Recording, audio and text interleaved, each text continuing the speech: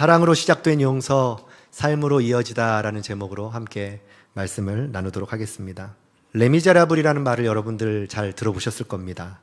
세계 4대 뮤지컬로 유명하죠. 또 영화로도 또 개봉이 되었습니다. 그런데 이 작품은 프랑스의 소설가 빅토르 마리 위고가 쓴 이 레미제라블이라는 소설을 원작으로 하고 있습니다. 이 레미제라블이란 뜻은 비참한 사람들이란 뜻입니다. 그래서 이 소설에는 비참한 사람들이 많이 소개됩니다. 그 중에서 대표적인 인물이 우리가 잘 알고 있는 장발장입니다. 여러분들은 장발장 하면 어떤 이미지가 떠오르시나요? 빵을 훔쳐 먹다가 교도소에 간 사람으로 우리는 잘 알고 있습니다.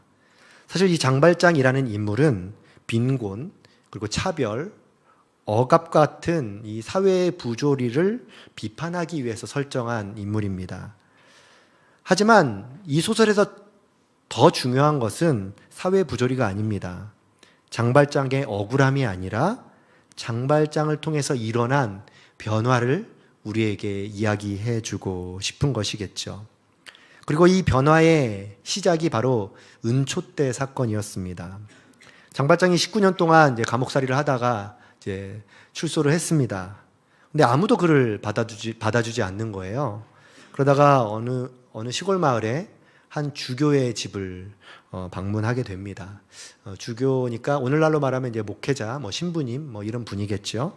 거기서 이제 하룻밤 머물게 되는데, 밤중에 주교의 은식기를 몰래 훔쳐 도망가 버립니다.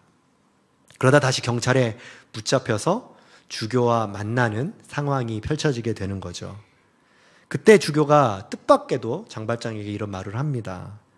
훔친 것이 아니라 내가 그 사람에게 준 것이다 라고 경찰들에게 이야기한 거예요. 한마디로 장발장을 보호해 준 거죠. 그러면서 한마디를 더 덧붙입니다. 근데 장발장, 왜 너는 그것보다 더 값진 은촛대를 가지고 가지 않았냐? 그러면서 장발장이 끌려가는 것을 막아주었습니다. 그러면서 이제 은촛대를 통해서 내가 장발장 너를 샀다, 하나님으로부터, 이런 고백들이 이제 흘러가는 이야기입니다. 이 사건을 통해서 장발장은 용서받을 수 없는 죄인에서 용서와 은혜를 입은 자로 이제 바뀌게 됩니다. 그리고 어떻게 하면 이 용서와 은혜를 갚을까 생각하면서 펼쳐지는 이야기가 바로 이 레미제라블의 이야기죠. 용서가 주는 위대함이 어떤 변화를 일으키는가를 보여주는 소설입니다. 용서라는 것은 우리의 삶에서 때려야 뗄 수 없는 늘 고민하는 문제입니다. 우리가 살아가면서 생기는 이 관계의 문제를 해결하는 데 있어서 사실 용서는 매우 중요합니다. 상대방에 대한 용서 없이 관계가 회복되는 것은 결코 쉽지 않기 때문입니다. 그렇다고 해서 용서가 마음처럼 쉽게 되는 것도 아니죠. 만약 내가 용서하고 싶을 때 용서할 수 있었다면, 그것을 통제하기 쉬운 영역으로 생각했다면 아마도 사람과의 관계 문제가 발생하지 않았을지 모릅니다. 그렇다고 용서를 가만히 두자니 그것이 점점 문제가 확산되고 커지기 마련이죠. 결국 그것 때문에 우리는 괴로워하고 또 가만두면 해결되기보다 문제가 더 커지는 것을 경험합니다. 그래서 요즘에는 이런 현상들이 자주 나타나고 있습니다. 어차피 용서하지 못할 바에야 상대를 철저히 무시하자. 그래서 무관심과 관계 단절로 이어지는 것이 요즘의 현상들입니다. 최대한 그 사람과 만나지 않는 것, 가까이 하지 않는 것, 관심을 끄는 것, 또 생각하지 않는 것, 이런 것들이 요즘 사람들이 용서를 대하는 태도인 것 같습니다. 뿐만 아니라 세상에서는 수많은 전문가들의 조언이 쏟아지고 있습니다. 제가 예전에 읽었던 책인데 아마 읽어보신 분도 계실 거예요. 미움받을 용기라는 책이 있습니다. 베스트셀러죠. 이 저자가 이 용서에 대해서 몇 가지 조언을 하고 있어요. 용서를 잘하려면 사람은 먼저 신념이 분명해야 한다라고 말합니다. 그리고 상대방과 나를 분리해서 생각해야 한다라고도 권면합니다. 그리고 칭찬, 비난 이런 거에 집중하지 말고 나 자신에 집중하면 충분히 그 용서를 이길 수 있다라고도 권면합니다. 용서받으려고 애쓰지 말고 오히려 자기 인생을 살아갈 용기를 가져라 라고 말하는 것이 이 책의 주된 내용입니다. 저도 이 책을 읽으면서 참 많은 공감이 됐습니다. 왜냐하면 사람들이 처한 상황과 환경을 잘 풀어내고 있기 때문입니다. 그런데 다 읽고 나니까요, 왠지 모를 무거움이 생기더라고요. 분명히 내 삶을 잘 이해하고 쓴 것 같은데, 그리고 저자가 제안한 대로 그렇게 살면 그렇게 살 수 있을 것 같은데, 실제로 나를 돌아보면 무언가 그렇게 살지 못하는 그 묵직한 짐이 있음을 느끼게 되는 것이죠.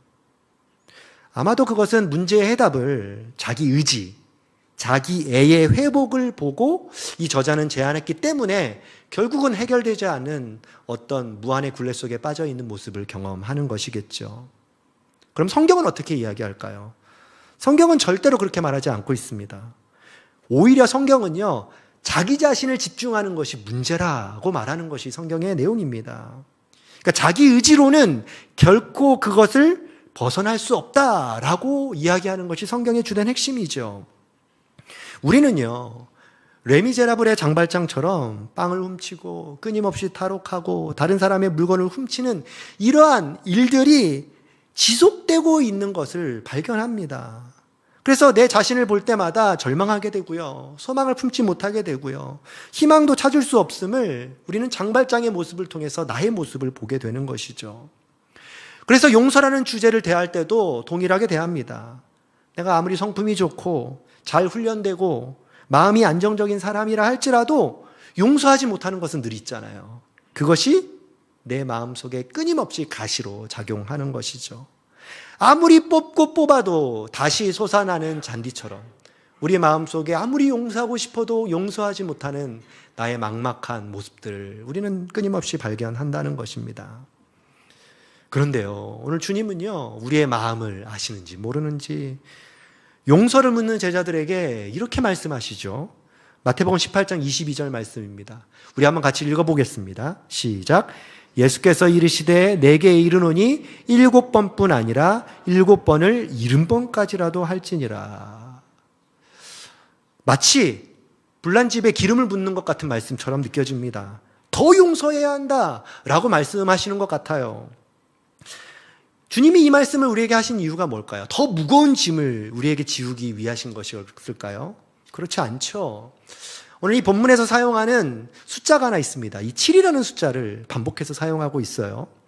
이 7이라는 숫자는 성경에서 어떤 완전함, 완성됨, 이런 것들을 표현할 때 사용하는 숫자입니다. 그래서 세상을 다 창조하시고 7째 날에 안식하셨다. 그러니까 세상의 완성과 휴식, 쉼을 이야기하면서 7을 사용하셨죠.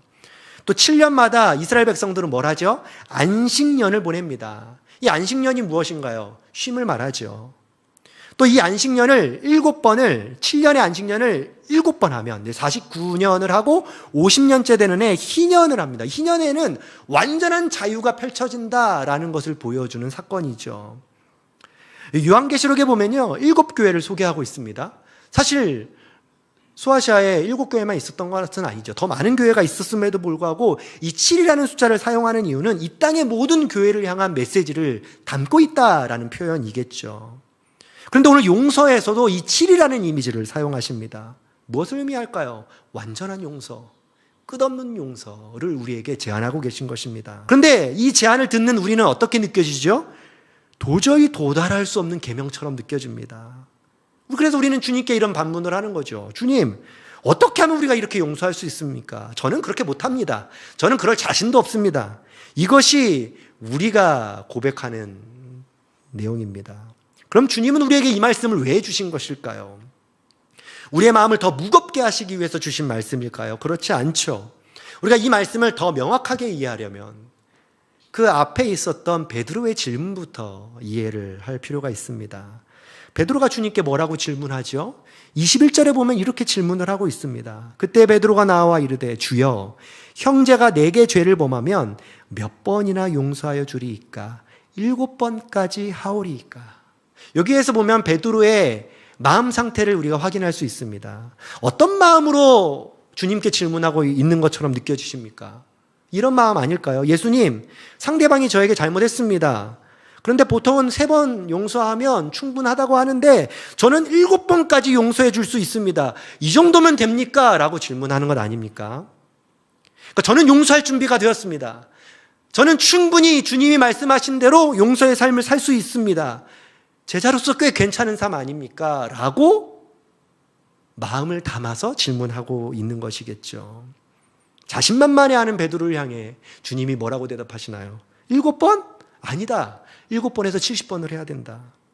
무엇을 의미할까요? 너의 기준으로 용서하는 게 아니다라는 겁니다. 용서는 사람이 생각하는 것처럼 사람이 기준과 판단으로 할 수 있는 것이 아니다라고 말씀하는 거예요. 그러니까 베드로가 정한 그 용서의 한계를 넘어서야 한다라고 말씀하시는 겁니다.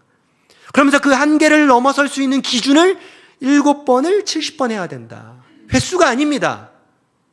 무한한 용서. 근데 이것은 사람이 하기에는 불가능에 가깝습니다. 이 말의 진짜 의미는요, 용서는 너가 하는 게 아니라 주님이 우리에게 베푸시는 거다라는 것을 말씀하시는 것이겠죠. 우리 안의 용서는요, 내가 하는 것이 아닙니다. 주님이 하시는 것이고 주님의 용서가 우리 안에 스며드는 것입니다. 그러면서 어떤 방식으로 우리의 인생에 용서가 임하는지를 한 비유를 들어 우리에게 설명해 주고 계세요.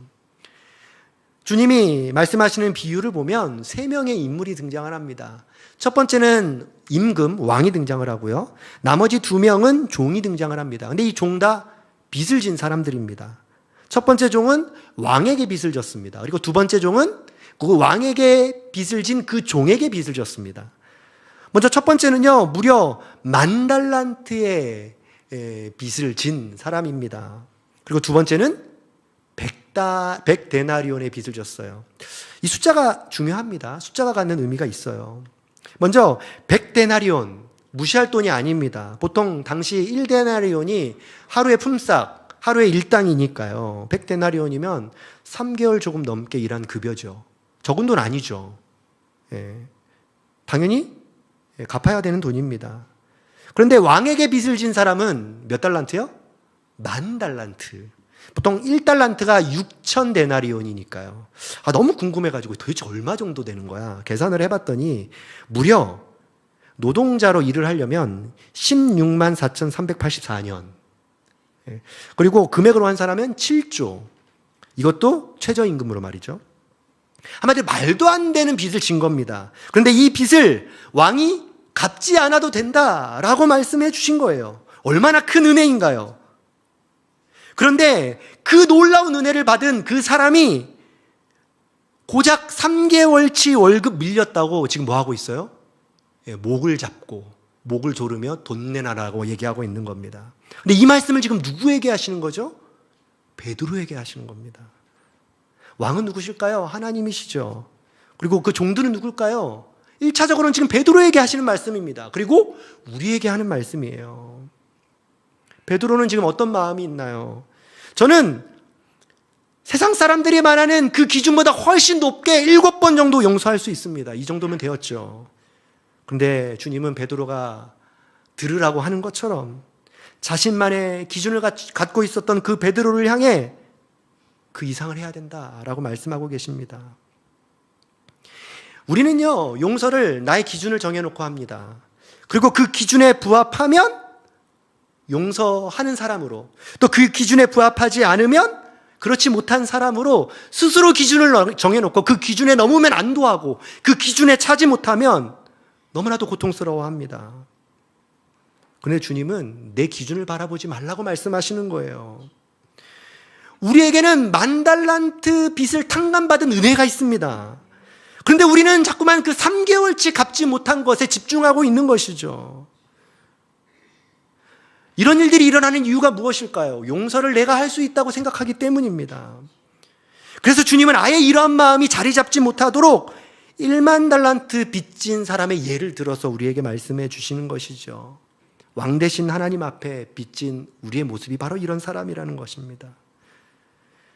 우리는요, 받아야 할 빛을 보는 게 아니라 우리에게 말도 안 되는 빛을 탕감해 주신 그 주님을 바라보는 것, 그것이 바로 진정으로 용서할 수 있는 사람의 마음입니다. 그것이 용서를 대하는 우리의 모습이어야 합니다. 결코 우리가 용서할 수 있는 마음의 동기는 하나님으로부터 받은 그 놀라운 긍휼의 사랑으로부터 시작된다는 사실을 오늘 우리는 이 말씀을 통해서 기억하면 좋겠습니다. 그래서 바울도 에베소서에서 이렇게 말씀하고 있습니다. 에베소 4장 32절 말씀. 서로 친절하게 하며 불쌍히 여기며 서로 용서하기를 하나님이 그리스도 안에서 너희를 용서하심 같이 하라. 그러니까 용납과 용서의 시작을 예수님으로부터 일어나야 한다라고 말씀하는 것입니다. 그러니까 우리가 용서할 수 있는 동기이자 근거는 예수님이십니다. 예수님 때문에 용서하는 것이지 사람을 보고 용서하는 것이 아니라는 것이죠. 그런데 놀랍게도 예수님을 바라보면, 예수님과 함께하면 우리 안에 용서할 마음이 생깁니다. 용서하고 용납하고 받아줄 너그러운 마음을 주십니다. 오늘 본문에서는 그 마음을 뭐라고 하죠? 불쌍히 여기는 마음이라고 말합니다. 주님이 우리를 불쌍히 여겨주셨습니다. 그 불쌍히 여겨주는 마음 때문에 우리의 빛이 청산되고 자유함을 누리게 되었습니다. 마찬가지로 우리가 받은 이 자유함은 단지 개인적인 해방만을 의미하는 것이 아닙니다. 주님이 품으셨던 그 불쌍히 여기는 마음도 우리 안에 함께 들어오게 된 것이죠. 그러기에 우리 또한 다른 누군가를 바라볼 때 주님과 같이 불쌍히 여기는 마음을 품게 되는 것이죠. 주님으로부터 사랑을 받은 사람에게 나타나는 당연한 모습이자 결과입니다. 예를 들어 볼까요? 여러분들이 대출금이 있었습니다. 대출금 갚기 위해서 정말 열심히 노력해서 꾸역꾸역 대출금을 다 갚았습니다. 이제는 대출금을 다 갚고 해방이 되었습니다. 어떤 마음이 드십니까? 대출금이 제로가 되었다는 그 상태도 기쁘지만 그곳으로부터 해방되었다라는 그 마음의 평안함이 있지 않습니까? 주님이 베푸신 사랑의 용서 또한 마찬가지입니다. 우리의 죄의 문제를 완벽하게 용서해 주셨을 뿐만 아니라 우리의 마음의 상태 또한 평안함을 누리게 되는 것입니다. 이것이 바로 주님의 용서를 받은 사람들에게 나타나는 마음의 변화입니다. 다른 사람을 긍휼히 여기는 마음을 갖게 되는 것이죠. 이것은 우리가 스스로 체득한 것이 아닙니다. 우리가 마음을 잘 다스려서 얻은 것도 아니에요. 주님이 우리에게 주신 은혜입니다. 그래서 베드로는요, 예수님과의 이러한 사건들을 경험하면서 나중에 성경을 쓰잖아요. 그때 베드로 후서 1장 4절에서 베드로가 이렇게 고백을 합니다. 이로써 그 보배롭고 지극히 큰 약속을 우리에게 주사 이 약속으로 말미암아 너희가 정욕 때문에 세상에서 썩어질 것을 피하여 신성한 성품에 참여하는 자가 되게 하려 하셨느니라. 그러니까 예수님께 베드로가 어디까지 용서해야 합니까? 라고 물었을 때 그때 베드로는 뭐라고 대답했죠? 7번 정도 괜찮겠죠? 라고 묻는 그 자신의 그 질문이 사실은 정욕에 사로잡혀서 자신의 의를 드러내는 질문이었다고 고백하는 것입니다. 그런데 주님의 말씀을 통해서 자신을 위해 십자가를 지신, 자신을 위해서 죽으시고 그 놀라운 용서를 베푸신 그 진정한 의미를 깨닫자 이제는 정욕으로 인해 질문했던 그것이 세상에서 썩어질 것이었음을 고백하고 있는 것이죠. 그러면서 이제는 자신은 주님으로 인해 주님이 주신 그 약속 때문에 이제는 썩어질 것을 질문하는 자가 아니라 신성한 성품에 참여하는 자가 되었다라고 고백하는 것입니다. 여기서 베드로는 우리에게 아주 너무나도 중요하고 실질적인 권면을 합니다. 그것이 바로 주님의 성품에 참여한다라는 것이에요. 이 참여한다라는 말이 무슨 뜻인가요? 여러분들이 많이 알고 있는 단어입니다. 코이노니아라는 말을 들어보셨죠? 거기에서 파생된 단어입니다.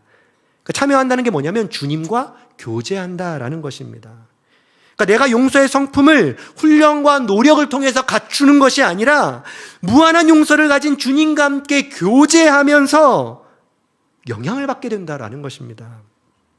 주님이 보여주신 그 사랑과 무한한 용서는 주님과 교제함으로, 참여함으로 경험되게 되는 것이죠. 주님으로부터 영향받아서 자연스럽고도 당연하게 그렇게 사라지는 것입니다. 이것이 우리를 향해 베드로가 권면하는 내용입니다. 용서는 주님이 하십니다. 우리는 주님의 용서를 함께 참여하고 교제함으로 누리는 것입니다. 그러므로 진정한 용서는 주님으로부터 깊은 용서를 경험한 자만이 살아낼 수 있는 것입니다. 예수님이 십자가를 통해 내 죄가 얼마나 크고 그 죄가 어떻게 용서되었는지를 인식하는 그 사람이 다른 사람을 용서할 수 있는 사람이 되는 것입니다. 그렇다고 해서 용서를 여러분들은 무조건 용납해주고 무조건 받아주는 것으로 생각하지 않으셨으면 좋겠습니다. 분명히 잘못한 일입니다. 그런데 용서해줘야지. 그것은 주님이 말씀하시는 용서가 아닙니다. 사람들은요, 지금 당장 화해하지 않으면 용서하지 않은 것이다 라고 생각을 합니다. 그래서 자꾸만 용서를 해야 한다. 그래서 어떤 행동의 결과, 변화로 용서를 하는 것을 판단합니다. 그런데 이것은 사람을 중심으로 보기 때문에 나타나는 우리의 모습입니다. 주님이 말씀하시는 것은 그런 용서가 아닙니다. 사람을 보는 것이 아니라 하나님을 보는 것입니다. 마치 10,000달란트 빚을 탕감해 주신 그 주님을 바라보는 것, 그것이 용서의 첫 걸음입니다. 그렇게 용서는요, 하나님과의 관계가 다시 정립되고 주님이 우리에게 주시는 그 약속의 말씀을 붙드는 그 마음이 용서입니다. 그 마음을 가진 사람은 자연스럽게 용서하는 삶을 살게 되는 것입니다. 하나님의 공의로우심, 자비하심이 반드시 내 삶 속에서 이루어질 것을 믿고 신뢰하며 나아가는 그 마음. 그 마음이 우리를 용서의 삶으로 이끌어 갈 것입니다. 용서는 사람의 마음, 감정에 두는 것이 아닙니다. 오히려 하나님이 주신 그 약속을 바라보는 것, 나를 향해 베푸신 그 놀라운 사랑과 십자가를 통해 보여주신 그 무한한 용서가 우리를 살려냈다는 그 은혜 아래 거하는 것, 그것이 우리를 용서의 길로 인도하는 원동력이자 힘인 줄 믿습니다. 그렇게 주님의 신성한 성품에 참여하는 저와 여러분들 되기를 주님의 이름으로 소망합니다. 함께 기도하도록 하겠습니다. 사랑의 하나님, 용서할 수 없는 우리를 먼저 용서해 주신 그 주님의 은혜를 기억하고 바라보게 하시니 감사합니다. 10,000달란트 빚을 탕감받았지만 여전히 우리는 우리 주변에 있는 그 100데나리온 받지 못한 것에 집중하고 그것에 사로잡혀 살았던 우리의 연약함도 회개합니다. 내가 용서하려고 했던 그 자만한 마음도 고백합니다. 내가 용서하는 것이 아니라 주님이 내 안에서 용서하게 긍휼한 마음을 주실 줄 믿습니다. 내가 받은 그 큰 사랑을 기억하게 하여 주옵소서. 그 사랑 안에 잠겨서 불쌍히 여기는 마음이 우리 안에 스며들게 하여 주옵소서. 그렇게 주님과 함께 머무는 삶을 통해 주님의 성품에 참여하는 믿음의 사람들로 서게 하여 주옵소서. 예수님의 이름으로 기도합니다. 아멘.